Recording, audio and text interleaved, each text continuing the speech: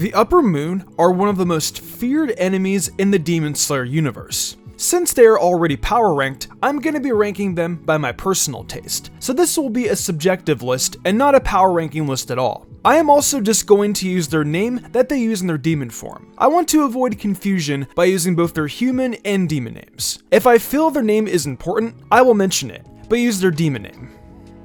Flopping in at number 8 is Upper Moon 5, Gyoko. This merman demon at first was a challenge for Morichiro, but in the end, the young mist pillar took him out. Gyoko's design, when first coming out of his pot, was a lot more intimidating than what he turned out to be. In the Swordsmith's village arc, this demon's concept was extremely interesting, since he could teleport from jar to jar, but also summon tentacles out of the jars. It was interesting to see how he used his jars to lure prey into a trap. Seeing that poor swordsmith get dragged in only to be called inedible is a horrible way to go out. As for his blood demon art, it seems he has two, the first being magical pots. Using this blood art, he can create pots out of thin air, which allows him to summon fish-like demons out of the pots. There is also cell manipulation and teleportation. He can also control the water that comes out of these jars as a way to trap those he is fighting against to suffocate them. His second demon art is Molting Transformation, which changes Gyoko into a merman form. In this form, he is much more deadly, and the scales on his body are as hard as diamonds.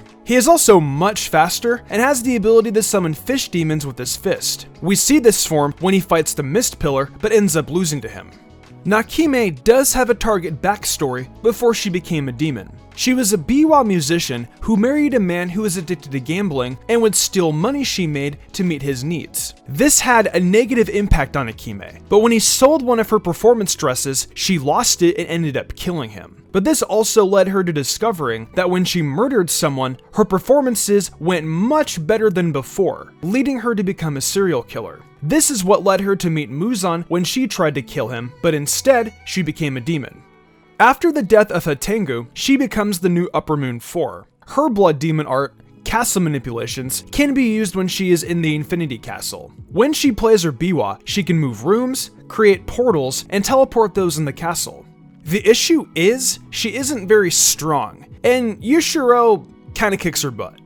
I know some people will see Hatengu as a total weakling, but the fact he can separate his emotions into other demons who can fight for him, I think is a cool concept. And I know we just talked about his successor, but I still like his power. His blood art is called Emotional Manifestation, which allows him to manifest his emotions as different demons. They are Shikido, Koraku, Aizetsu, and Urigo. These separate emotions can combine and they form Zahuketen. This was what the Love Pillar fought when she unlocked her Demon Slayer mark. There is also Urmai, who is separate from the others and embodies his resentment. Hatengu's small size allows him to sneak into places unseen. When we first meet Hatengu, sneaking up on Tanjiro and Muichiro, the Demon Slayers recognize him as a demon and attack him. They are accused by the demon of being bullies. During this attack, he uses his demon art to summon out his emotions. When all the other emotions feel backed into a corner, they combine into Zahuketen. This emotion clone has all the powers of the others along with wood manipulation. During Zahuketen's fight against Mitsuri, he pushed her to her limit, causing her Demon Slayer mark to awaken.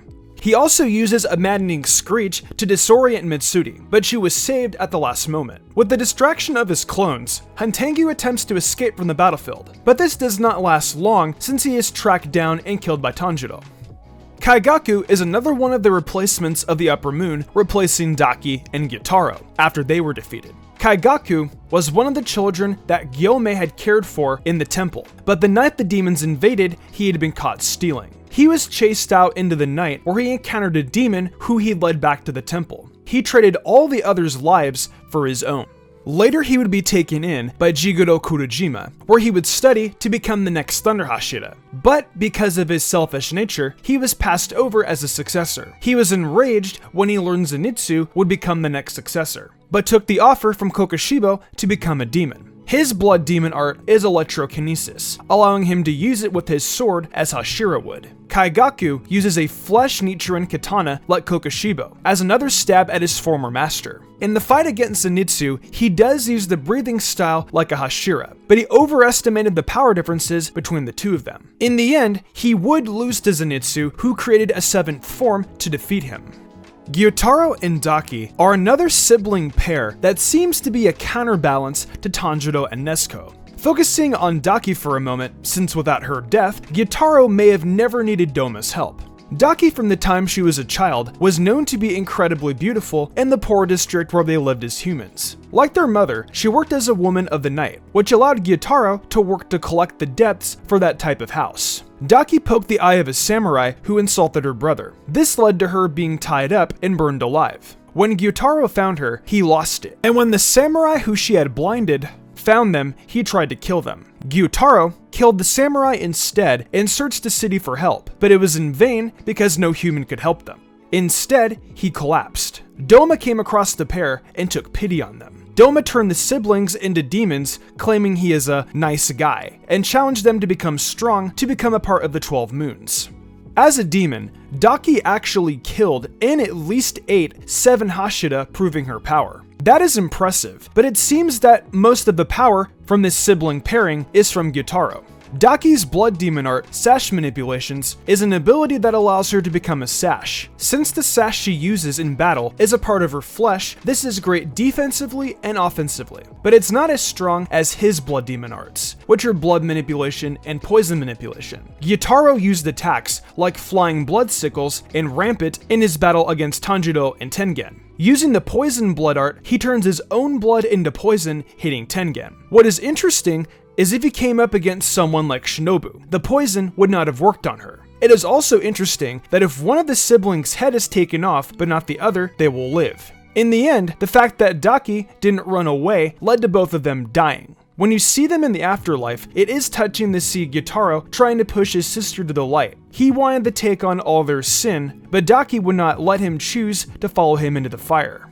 Kokoshibo is the next choice, and he is of course Upper Moon 1. He was once a human known as Michikatsu Tsujikuni. Kokoshibo's reasoning to become a demon deals with the mark that almost all the Hashiras we see obtain at some point in time. The Demon Slayer mark is a curse mark that does enhance the user's power but will kill them at the age of 25. However, Gyome's case is a little bit different. So to avoid death and become stronger than his younger twin brother Yorichi, Kokoshibo has extreme loyalty to Muzan and seems to have held the title Upper Moon 1 for a very long time. He seems to be one of the most experienced swordsmen in the series. He also certainly knows about dealing with the Hashida's strengths and weaknesses. We see this in his fight against Gyome and Sanemi. During this fight, both of these Hoshida awake their Demon Slayer marks, but it makes no difference to Kokoshibo, who is on a whole nother level of power. Kokoshibo also can use the Transparent World along with his Demon Blood art, which is Crescent Moon Blade.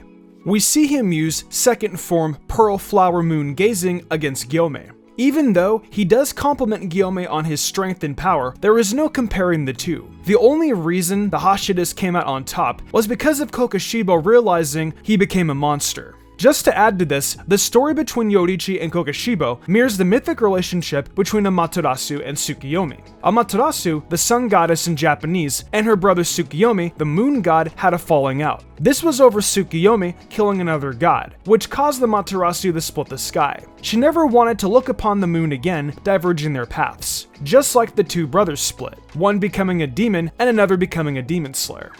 Doma was a man destined to be evil. He was born to parents who formed a cult around him known as the Eternal Paradise. This was because Doma was born with polychromatic eyes, but those eyes hid some evil. Doma is a sociopath. He isn't even affected by his mother murdering his father and taking her own life. Around the age of 20, he meets Muzan, who grants him demonic powers. He still sat at the head of his cult, but kept it to only 250 members to avoid suspicion on why he was living so long. Doma brought Inosuke's mother, Kotoha, into his cult, but chose to spare her because he enjoys having her around. He was impressed by her physical appearance and her singing voice, but Kotoha accidentally caught Doma eating a victim and he couldn't explain his action. He chooses to kill her, but Kotoha was able to save her son before the demon ate her. He also killed Kanae Kocho, Shinobu Kocho's older sister, becoming her mortal enemy. With his blood demon art being cryokinesis, he makes it extremely hard to get close to him. He could freeze anyone who comes close to him, as he did in his fight against Shinobu. Using his last-ditch attack, which I have no idea how to pronounce, Doma should have been able to kill Inosuke and Kanao, but his cockiness dealing with Shinobu got him killed. In a way, he's a villain we love to hate. Doma is selfish, nihilistic, and manipulated all those around him. His outward friendly personality is a way to trap those he needs close to him to use at a later date. It honestly seems the only time we see any true emotions from Doma is when he's spared Kotoha. He is just someone you hate, unlike our number 1. We first meet Akaza after Tanjiro defeats Enmu. He sees all humans as weak and only offers to make Rengoku a demon so they could fight forever. Akaza loves battle more than anything else, and he sees those who are too weak in his eyes unworthy of living. Until the end, he lost all of his humanity, forgetting where he had come from. Akaza was raised by a sickly father who could not provide for his son. To get by and to get the medicine his father needed, Akaza would steal, which led him to getting caught and branded as a thief. His father felt a burden to his son and killed himself in the hope that it would free his son from the burden placed on him. Akaza felt resentment towards the world and started to fight, which led him to meet Kaizo.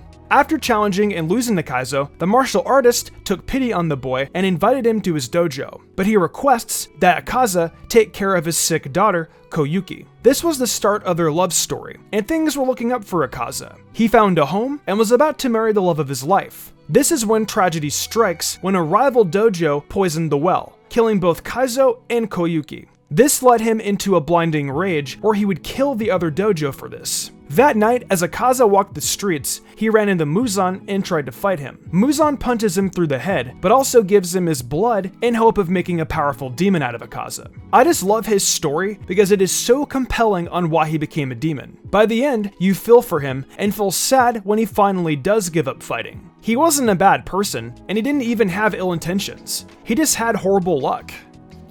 Well, that wraps up my ranking of the Upper Moons ranked worst to best. In my opinion, the Upper Moons got a lot of time in the manga to shine, and they are one of the biggest pros about Demon Slayer in general. What do you guys think though? Who are your favorite Upper Moons? Let me know down below. With that said though, I'm Mystic Sage, and I will see you in the future for more Demon Slayer and anime content.